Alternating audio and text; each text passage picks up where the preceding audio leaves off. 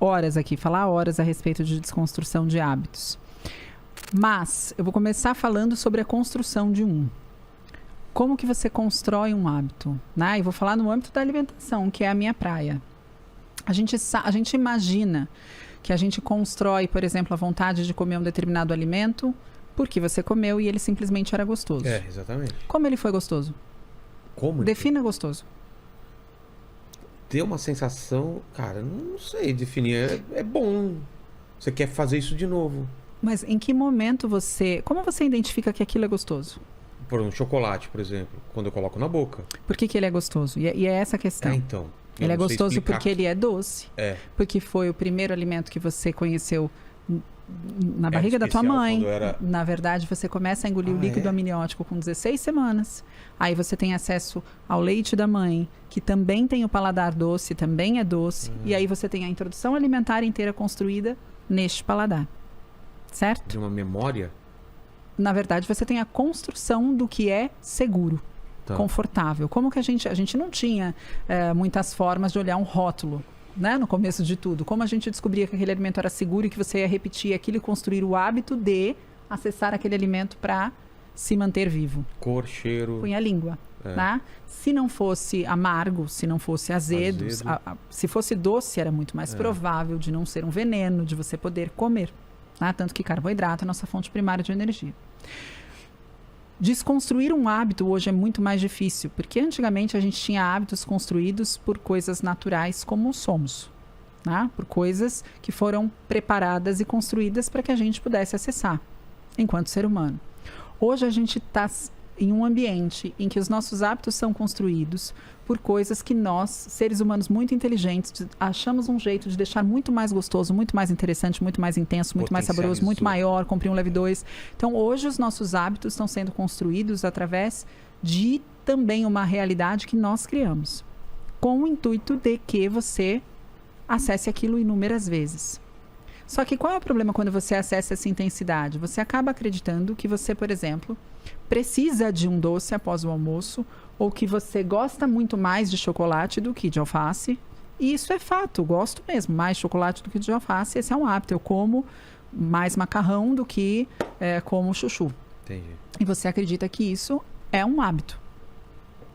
Quando, na verdade, isso é um impulso criado por um reforço extremamente positivo de outra sensação.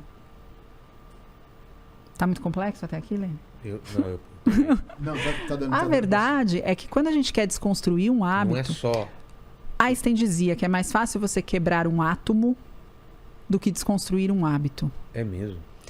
Porque é algo que você faz repetidas vezes, com reforços positivos, com um sistema hedônico e neurotransmissores dizendo repita, repita, repita, repita. Você fez, você experienciou algo positivo, faça novamente, aquilo passa a ser um hábito. Ou eu faço mecanicamente, a ponto daquilo criar uma trilha no meu cérebro e uma sinapse que eu faço automática. Eu pego isso aqui e está feita essa trilha, não preciso pensar. Né? Eu vou escovar o meu dente, porque toda vez que eu como, eu escovo meu dente. E eu estou fazendo aquilo ali depois do almoço. Porque toda vez que eu almoço, exato, não necessariamente por uma vontade. Só que para a gente desconstruir um hábito, muitas vezes a gente precisa primeiro criar uma trilha diferente, uma saída diferente para aquela mesma necessidade. E é isso que é tão difícil, porque a pessoa precisa querer construir essa trilha diferente. Primeira coisa. E aí ela precisa manter o caminho dessa trilha por inúmeros e inúmeros dias. Da mesma forma que, naturalmente, com um impulso e um reforço muito forte, ela construiu o outro. Então, o Paulo, vamos falar de um hábito que não é alimentar. Ele acordava às 4 horas da manhã. Ele treinava todos os dias. Ele foi lá e atendeu até as 11 horas da noite. Ele fez isso por 10 anos. Ele podia estar cansado, ele podia estar... Aquilo era um hábito. Eu tenho que fazer isso. Eu acordo às 4 horas. Naturalmente aquilo acontecia. Eu treino nesse horário. E eu saio daqui quando o último paciente foi atendido. Qual a sinapse que ele precisou criar? E muitas vezes a gente pretende e a gente tenta trazer para o paciente sempre um hábito sendo construído, um novo hábito, um bom hábito sendo construído, para que ele não sofra pela construção de um anterior, né, que não é tão benéfico. Então, no caso do Paulo, a sinapse que ele criou foi uma sinapse emocional muito forte de, se eu continuar fazendo isso, as consequências daquilo podem ser dramáticas. Mas como ele criou isso? Na cabeça dele, ele estava tendo a consequência. Então o medo ajuda... Ele estava tendo a consequência. Eu não estou dormindo, olha o que está acontecendo. Aquele reforço, aquele momento aconteceu, não é que ele imaginou. É diferente você falar assim para uma pessoa, se você continuar comendo essa quantidade de açúcar, pode ser que você fique doente. É muito difícil, não está criado isso aqui. Pode ser, é uma hipótese. Agora, quando você faz algo e você vivencia um reforço, ou positivo ou negativo, tomada, pus o dedo, levei um choque. Tomada, pus um dedo, levei um choque. Não põe mais dedo na tomada. Né? Então, por isso é tão difícil construir e desconstruir hábitos. A gente depende de muitas coisas. As pessoas acreditam que a gente depende só de conhecimento. E não, conhecimento não é meio caminho andado. E quando é químico, nesse caso que você está falando, por exemplo? Exato. E aí? Quando hábitos são formados, né? Por conta de recompensas e sensações de recompensa que nós temos, aí é muito mais forte essa conexão, porque é como se essa pessoa sentisse uma dependência de fazer aquilo, né? E com a alimentação é um pouco mais difícil, porque pensa que você é dependente de ar. Eu vou te mandar tampar o nariz? E se eu te mandar, por quanto tempo você tampa? Nós somos dependentes de comida. Eu vou te mandar restringir a comida? Por quanto tempo você é capaz com toda essa exposição? Então, hoje, a gente, quando fala de construir hábitos, e especialmente, né, se o Jim me perguntou sobre hábitos, eu acredito que sejam hábitos alimentares, porque ele é nosso paciente há bastante tempo, a gente não só tem que entregar o conhecimento, como tem que entregar algo que também tenha um reforço positivo, que possa ser praticado várias e várias vezes até se tornar mecânico. Outro alimento. Exato. Eu gosto muito de falar de comportamentos guias. Às vezes você fala, eu vou trocar, olha, eu como isso. Não, mas isso você não vai poder mais comer. Exemplo do chocolate depois da refeição, por exemplo. Perfeito. O que poderia ser? Vamos lá, você come chocolate todo dia após a refeição. Ou se eu não como, eu tenho a vontade de. Eu só não comi porque não tinha, por exemplo. Tá, você mas tem veio aquela vontade absurda. Vontade não é hábito. Então, mas se tiver, eu como. Então, se tiver, você vai comer. Mas qual é o hábito? Eu sempre tenho que ter um chocolate ali para comer depois do meu almoço. Isso. Né? Então, vou comer toda vez que eu almoçar, eu vou comer esse chocolate. E eu não quero mais ter esse hábito. Isso. A primeira coisa que você precisa fazer é: o que mais poderia me trazer o prazer desse chocolate? O que eu posso fazer depois do almoço que não seja comer um chocolate que substitua o prazer que eu fui buscar? Percepção. O quanto de prazer você tem comendo chocolate ou você nem sente o sabor de chocolate? Você põe na boca e engole. O quanto você se sente bem após essa ingestão? Entendi. Então, não é um caminho simples. Eu queria ter uma fórmula mágica de 5 etapas e 12 frases para dizer aqui e falar, agora você já sabe como desconstruir esse grande hábito. Mas eu dei essa volta inteira para mostrar que não é tão simples assim. Talvez para você algo funcione de uma forma que para outra pessoa não vai funcionar. A gente precisa encontrar. Primeira coisa, precisa ser forte o suficiente o fato de você acreditar. Você precisa acreditar de uma forma forte o suficiente que esse tabletinho de chocolate depois do almoço pode causar um mal muito grande. Porque senão dificilmente eu vou te convencer. Você percebe? Você precisa dormir, você precisa dormir, você precisa dormir. Ele é médico. Ele sabe que ele precisa dormir. Fundo ele sabe. Não, lá no raso ele sabe. Na superfície, muito na superfície, ele fala isso, ele repete isso todo santo dia para um paciente. Você precisa dormir. 10 ou 12 vezes. Você precisa ter qualidade de sono, tempo de sono, percebe? Ele falou para mim. Exato, Vilela, percebe? Então, olha só o quanto é forte um hábito. Mais 4 horas da manhã eu acordo para treinar e eu saio todo dia às 11 do consultório. O que seria forte o suficiente para fazer com que ele mudasse? Para uma pessoa, o que é forte o suficiente é diferente do que para outra. Né? Para ele foi forte o suficiente ele ter a sensação, embora ele não estivesse vivendo a realidade, de que aquilo ia tirar a vida dele. Mas ele teve, é como se ele tivesse recebido apenas um sinal, né? Que não teve consequências.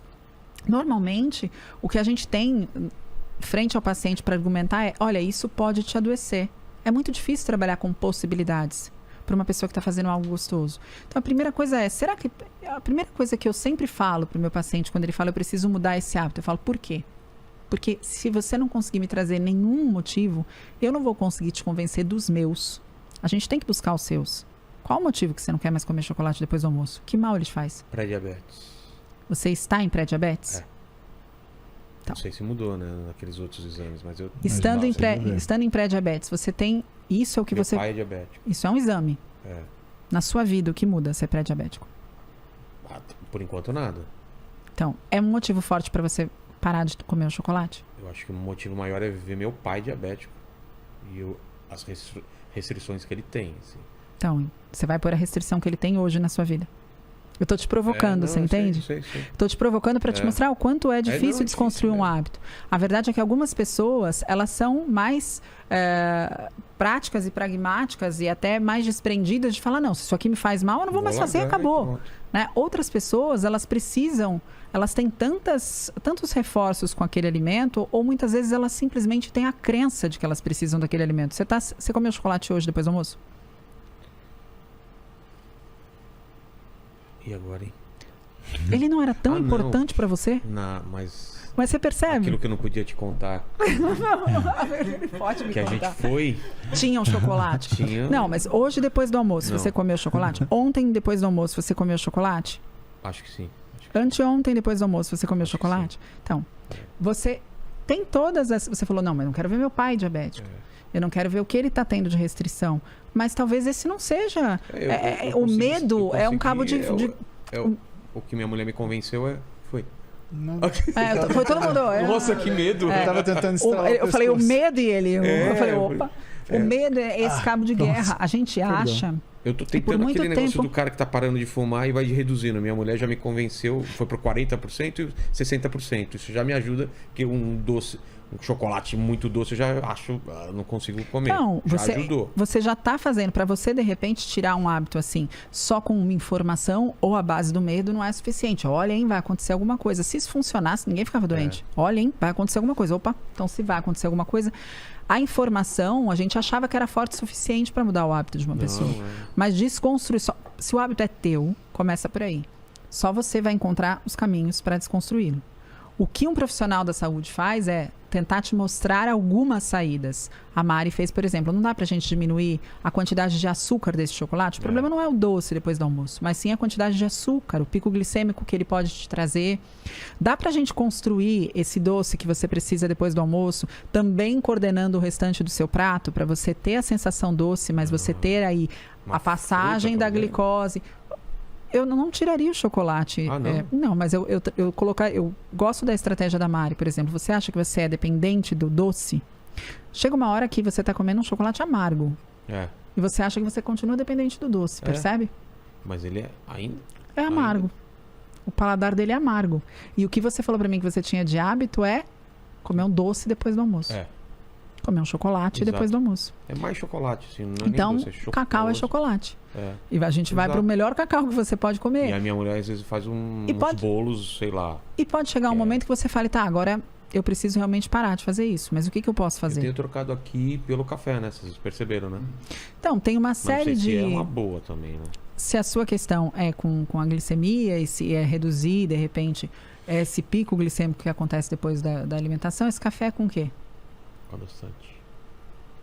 A cara dele, ele fala com culpa. Você pode, mas todo não. Mundo que vem aqui toma café sem adoçante, né? Não, mas você não... A gente oferece, quer café, quero. Quer adoçante? Não, eu tomo puro. Eu falo, meu Deus, eu não consigo tomar puro. Mas você percebe que você não tem o hábito de comer açúcar, então, depois do almoço? Não. Porque o adoçante vai bem? Então, será que é um hábito que você precisa, que você gosta tanto, que você quer tanto? Então, assim, claro, a gente podia ficar aqui horas falando sobre isso. Entendi. Mas existem estratégias que funcionam muito bem para algumas pessoas, outras que não funcionam. Chocolate, o que a gente sabe na saúde... Chocolate, por exemplo, é te ensinar a comer numa menor... Não. Eu ia perguntar se você tem uma experiência de algum paciente com chocolate ele conseguiu tirar. Tenho. Muitos. Mas dá uns na verdade... exemplos. Que eles fizeram? Trocando, na verdade, a crença que ele tinha. Por exemplo, eu tinha uma paciente que falava pra mim, não tem como, tá? Você me tira tudo, você só não me tira um chocolate ao leite depois do almoço, eu quero uma barra e eu gosto. Ela tinha a marca certa do chocolate que ela gostava. Às vezes, quando eu escrevo, principalmente, eu não sei se é por causa da coisa cerebral, de você estar muito naquilo, no seu livro, assim, de madrugada, eu saía pra ir até um supermercado aberto pra pegar um chocolate, porque putz, eu precisava de alguma coisa. Ou pelo menos achava que precisava, nesse nível. Será que você não tava com fome também? Não era fome. Era, sei lá, era o lance do doce, não sei. Não era fome, não.